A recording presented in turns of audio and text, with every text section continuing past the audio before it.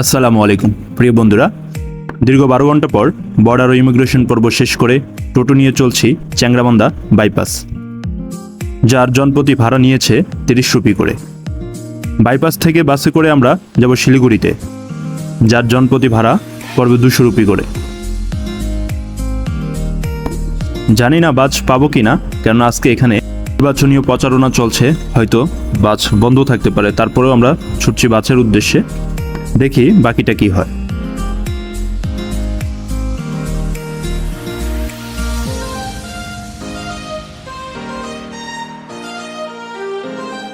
প্রিয় বন্ধুরা, এখান থেকে ভেবেছিলাম বাসে করে শিলিগুড়ি যাব, কিন্তু কোনো বাস পাচ্ছিলাম না।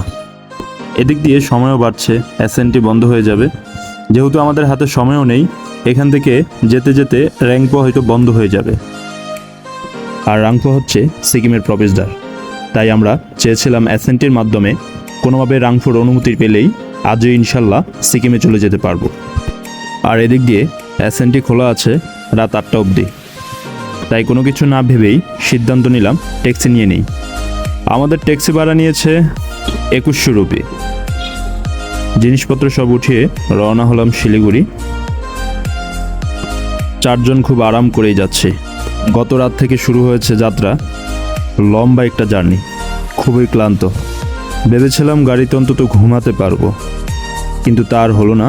সকলে অনেকটা উদ্বিগ্ন, গ্যাংটক আসলেই কি আজকে যেতে পারবো কিনা। এদিক দিয়ে মনে হয়েছিল ঘড়ির কাঁটা আজকে খুব দ্রুত ঘুরছে। যাই হোক, বেশ খিদেও পেয়েছে।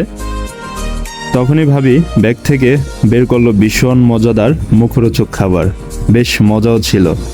পরে শুনলাম আন্টি তথা ওনার শাশুড়ি তৈরি করে দিয়েছিল আসার সময়। খুব প্রশংসা করছিলাম, আসলেই খাবারটা খুবই মজাদার ছিল।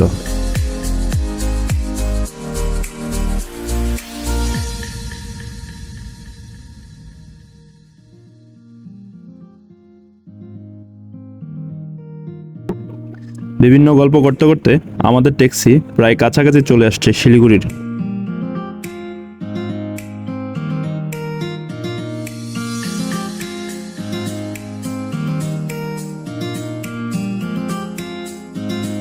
আলহামদুলিল্লাহ 2 ঘন্টা 48 মিনিট পর শিলিগুড়ি এসে পৌঁছালাম।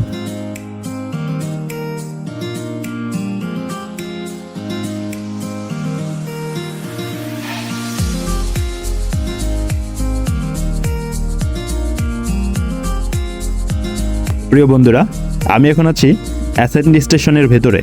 মামুন ভাই কথা বলছে এসএনটি পুলিশের সাথে, আজকে পসিবল কিনা আমাদের গ্যাংটকের অনুমতি নেওয়াটা।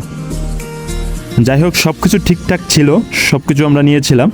এদিক দিয়ে যে জিপকে আমরা ভাড়া করেছিলাম গ্যাংটকে যাওয়ার জন্য, সে জিপের ড্রাইভার অন্য ড্রাইভারের সাথে তুমুল মারামারিতে জড়িয়ে পড়ে, যা আমাদের যাওয়াকে বন্ধ করে দেয়।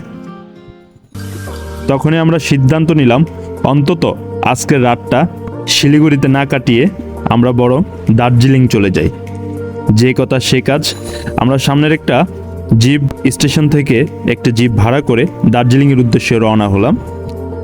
এদিক দিয়ে আমাদের যে ড্রাইভার ছিল তাকে বলে রাখা হয়েছে যে আমরা পথে যদি ভালো একটা বাংলা খাবারের হোটেল পাই, আমরা সেখানে রাতের খাবার খেয়ে নেব।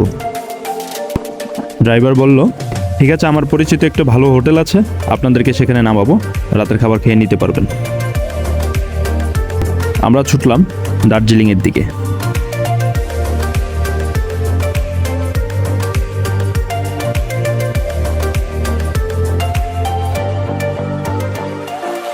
প্রিয় বন্ধুরা, আমরা এখন খাবার খাবো। আসলে ভীষণ ক্ষুধার্ত সবাই, তাই কথা না বাড়িয়ে চলুন খাবার খেয়ে নেই।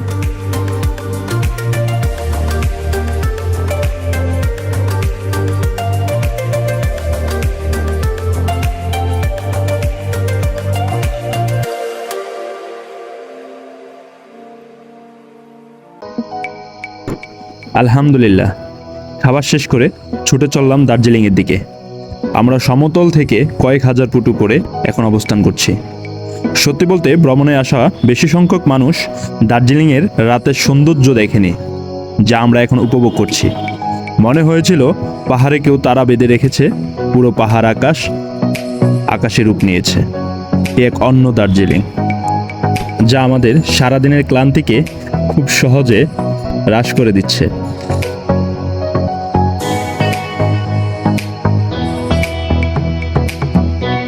অদ্ভুত সুন্দর লাগছিল, আমাদের ভ্রমণটাকে আরও বেশি আকর্ষণীয় করে তোলে দার্জিলিংয়ের প্রতি।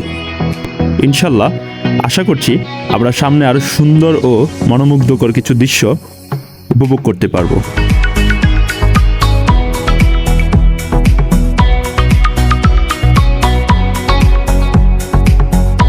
পাহাড়ের আঁকাবাঁকা পিচঢালা রাস্তা বেয়ে চলে আসলাম আমাদের গন্তব্যে। সবাই সবার ব্যাগ নামাচ্ছে গাড়ি থেকে। এখন আমাদের হোটেলে যাওয়ার পালা। আচ্ছা, একটা কথা বলতে ভুলেই গেলাম, আমরা যেখান থেকে জিপ ভাড়া করেছিলাম সেখান থেকেই আমরা দার্জিলিংয়ের হোটেল বুক করে নেই। মূলত এটি ছিল আমাদের একটা প্যাকেজ, যা হোটেলের ভাড়া পড়েছিল প্রতি রুম 1000 টাকা করে। চলুন আমাদের হোটেলের দিকে যাওয়া যাক।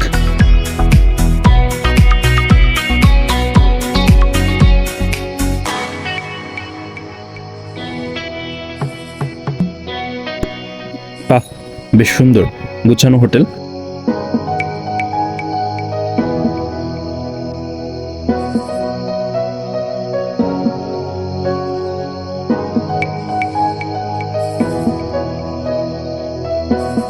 এখান থেকে আমাদের দার্জিলিংয়ের ভিউ দেখবো ইনশাল্লাহ আগামীকাল সকালে। ততক্ষণে আমার সাথেই থাকুন, সুস্থ থাকুন। ইনশাল্লাহ দেখা হচ্ছে আগামীকাল ঠিক সকালে। শুভরাত্রি। আসসালামু আলাইকুম।